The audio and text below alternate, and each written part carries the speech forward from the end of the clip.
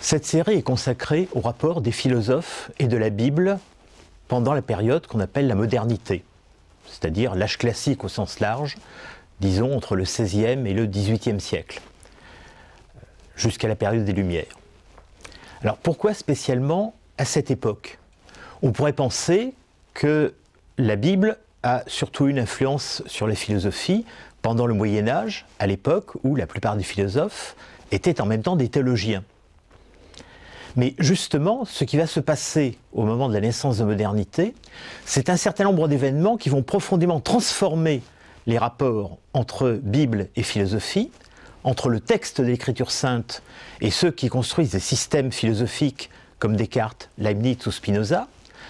Il va donc falloir penser ces rapports autrement et se demander ce qui les détermine. Alors, d'abord, qu'est-ce qui constitue la modernité? Qu'est-ce qui la crée au sens strict du terme? Ce n'est pas toujours facile à assigner en quelques phrases, mais on peut indiquer, pour mémoire, un certain nombre d'événements qui ont bouleversé le rapport que les hommes des grands pays d'Occident entretenaient avec le monde. Le premier de ces événements, c'est incontestablement ce qu'on appelle la révolution scientifique. Quand on dit la révolution scientifique, on pense évidemment aux changements dans la physique et dans la cosmologie. À partir de Copernic, de Kepler, de Galilée, de Descartes, les hommes se représentent autrement le monde dans lequel ils vivent, ils créent une nouvelle science du mouvement, un nouveau type de connaissance des astres, on commence à mathématiser la physique et la cosmologie, mais en réalité, peut-être la révolution scientifique a-t-elle commencé quelque temps, ou quelques siècles auparavant, peut-être avant la physique et la cosmologie, y a-t-il eu une autre science qui a mis au point les préceptes auxquels on reconnaît maintenant la scientificité. Cette science, c'est la philologie. En effet, ce qui naît en Italie vers le XIVe et XVe siècle, c'est une nouvelle façon de regarder les textes, une nouvelle façon de travailler sur le matériau que sont les manuscrits, que sont les héritages de la philosophie et de la littérature antique, non pas, comme on le dit trop souvent, la découverte de l'Antiquité, mais un nouveau rapport à cette Antiquité, une redécouverte, une façon de considérer que l'Antiquité désormais n'est plus quelque chose avec quoi on a un rapport direct, mais est au contraire un objet qu'il faut étudier avec des procédures spécialisées, des procédures scientifiques, pour lesquelles on met au point un certain nombre de méthodes et de démarches rigoureuses. Donc, les premiers moments de la révolution scientifique, il faut être conscient que c'est d'abord dans le travail sur le manuscrit, la comparaison entre les manuscrits, la correction des fautes, l'établissement des différentes éditions, puis, au moment de la naissance de l'imprimerie, l'établissement des premières éditions scientifiques, la diffusion de ces éditions, la constitution de traductions à partir de ces éditions scientifiques, et ainsi de suite. Autrement dit, la révolution qui se met en place, c'est d'abord un autre regard sur les textes, et ensuite seulement un autre regard sur les choses. Alors, il est évident que ce rapport nouveau à ce qui est texte, à ce qui est tradition écrite, l'idée même qu'un texte est d'abord quelque chose qui est consigné sur un matériau qui ne va pas de soi, mais qui doit être obtenu par comparaison, par confrontation, qui doit être soumis à une étude, à une correction, tout cela, c'est quelque chose qui fait basculer profondément la façon dont se représente le monde. Et on pourrait même dire que d'une certaine façon, la physique et la cosmologie ne feront qu'emboîter le pas à cette nouvelle façon de considérer les objets du regard humain. Alors, le deuxième grand événement qui est constitutif de la modernité, à part la révolution scientifique, c'est l'exploration de nouveaux mondes. Pendant tout le Moyen-Âge, l'Europe a vécu en quelque sorte refermée sur elle-même, avec des ennemis qu'elle connaissait à ses frontières, avec des ennemis qu'elle repérait à l'intérieur d'elle-même, les hérétiques, les révoltés, etc. Mais au fond, c'était un monde relativement fermé. Bien sûr, on savait qu'au-delà des frontières, au-delà des limites proches, il y avait encore des régions lointaines, mais rares étaient les voyageurs qui s'y aventuraient. On les compte pratiquement sur le doigt d'une main. leurs aventures, quand ils en revenaient et qu'ils les mettaient par écrit, ne circulaient pas dans tous les milieux. Et en fait, ce qui se passe de nouveau à partir du XVe siècle, c'est qu'on commence à explorer d'abord les côtes africaines, puis l'Asie, puis, quand on découvre l'Amérique, à explorer ces nouveaux mondes dont on ne soupçonnait même pas l'existence. Qu'est-ce que ça change? Ça veut dire que tout d'un coup, on sort d'un monde qui était relativement clos pour découvrir un monde où existent d'autres civilisations, des civilisations qui se sont développées sans connaître la nôtre. Donc ça va poser un problème de généalogie. Jusqu'ici, on était à peu près certain qu'on connaissait l'histoire du monde, et cette histoire coïncidait en gros avec celle qui était racontée dans la Bible. Il y avait l'Égypte, il y avait la Grèce, il y avait Rome, et tout d'un coup, on se demande d'où vient cet empire chinois, d'où vient cet empire mexicain, quelles sont leurs coutumes. Quand leurs coutumes sont très différentes des nôtres, ça nous interroge de deux façons. Comment expliquer qu'ils aient des coutumes aussi différentes? Et aussi, si jamais leurs coutumes ont une légitimité, comment se fait-il qu'elles nous paraissent si étranges à nous? Est-ce que ça ne remet pas en question nos propres habitudes, nos propres coutumes, notre propre histoire? Autrement dit, on a ici un brusque décentrement de la civilisation européenne. En même temps qu'elle découvre les autres, elle est obligée de se découvrir elle-même avec un autre œil. Désormais, l'histoire est potentiellement une histoire universelle et non plus une histoire simplement fermée sur l'Europe. Bien entendu, les Européens vont penser cette histoire universelle à partir de l'Europe. Mais le simple fait qu'ils soient obligés de penser l'Europe comme un objet parmi d'autres, même s'ils veulent que cet objet soit premier, même s'ils vont essayer de conquérir les autres civilisations, même s'ils vont de temps en temps asservir les autres, tout cela ne va pas aller quand même sans les remettre en grande partie en question. Et cette remise en question, cette obligation de penser l'Europe au milieu d'un monde qui est beaucoup plus large qu'elle et plus ancien qu'elle en un sens, ou au moins aussi ancien avec des anciennetés différentes, tout cela est également constitutif de la modernité. Le troisième événement qui va constituer la modernité, ça va être évidemment l'éclatement religieux. Le Moyen-Âge avait vécu persuadé qu'il n'existait qu'une seule religion vraie, et cette religion s'étendait sur l'ensemble de l'Europe, sur l'ensemble de l'Occident.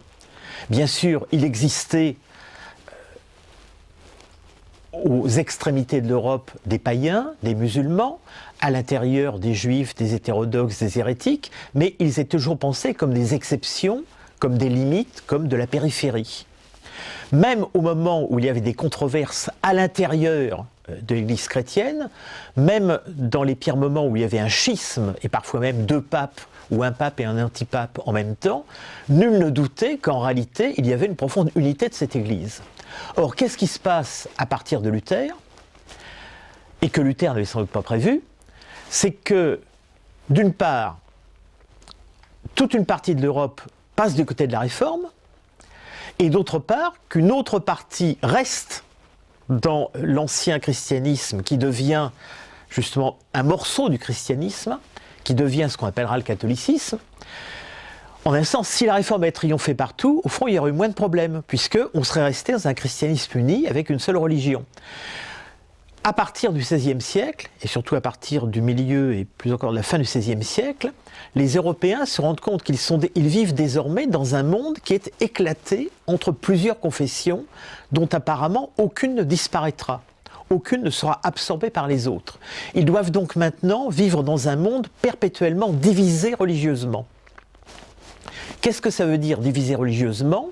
Ça veut dire à la fois que certes, certaines personnes se convertissent, on peut passer d'une confession à une autre, on peut de catholique devenir protestant, ou passer d'une confession protestante à une autre, on peut aussi passer dans une des innombrables sectes qui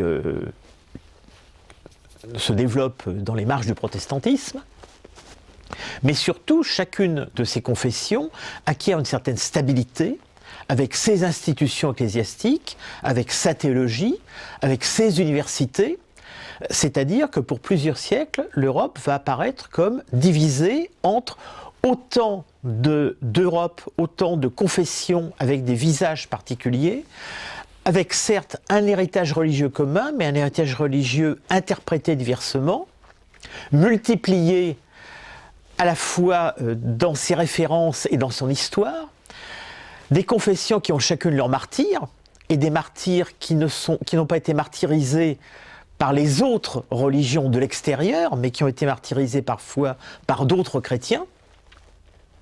Et ça va jouer un rôle essentiel dans la représentation que les Occidentaux auront d'eux-mêmes. Donc il va falloir de même qu'ils se sont habitués à vivre avec la nouvelle science, de même qu'ils se sont habitués à vivre dans un monde qui est beaucoup plus large que celui qu'ils connaissaient jusque-là, il faut qu'ils s'habituent à vivre dans un monde distingué, divisé religieusement.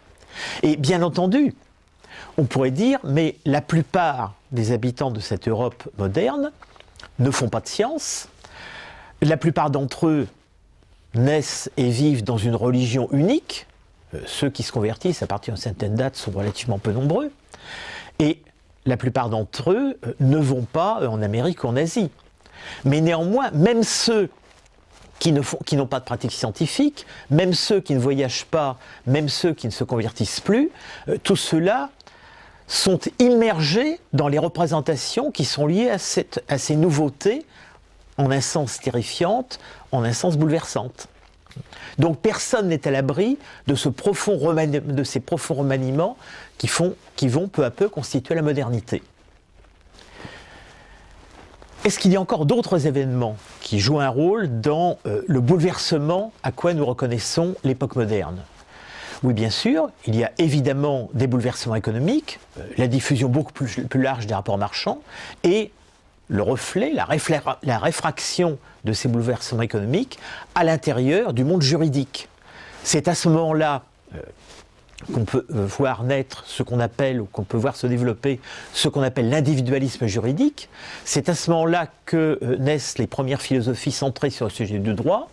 Et c'est aussi à ce moment-là qu'en politique, en théorie politique, on va voir se constituer des représentations de l'État, des représentations de la cité, où, au lieu de penser que l'homme est spontanément social, on va penser d'abord que l'homme est un sujet de droit et qu'il n'y a de société qu'au moment où les sujets de droit décident de s'unir par un contrat pour constituer ensemble les sociétés civiles.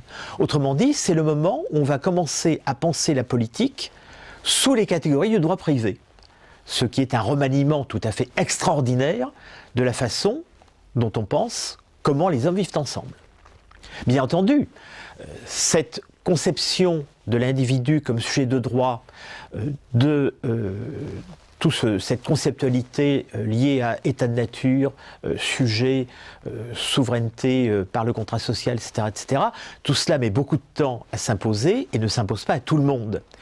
Il y a encore des gens qui défendent la théorie de la monarchie de droit divin, il y a encore des gens qui défendent d'autres conceptions de la naturalité sociale, mais même ceux-là doivent prendre en compte les arguments de leurs adversaires, qui sont les théoriciens du pacte.